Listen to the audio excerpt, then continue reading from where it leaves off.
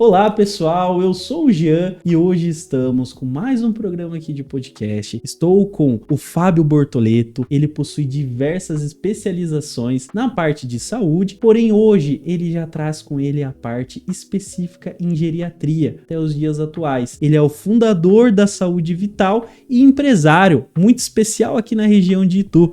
Fábio, tudo bem contigo? Fique à vontade, vamos bater esse papo bem legal. Jean, eu que agradeço a oportunidade em apresentar a Saúde Vital, esta mão sobreposta carregando aqui no peito com uma cruz que é a salvação, aonde destacamos a todas as pessoas interessadas em como cuidar de vidas. Saúde Vital, empresa especializada em formação de cuidadores de idosos. E agradeço muito a esse carinho, atenção da A7 em conseguir trabalhar e demonstrar para todo o Brasil.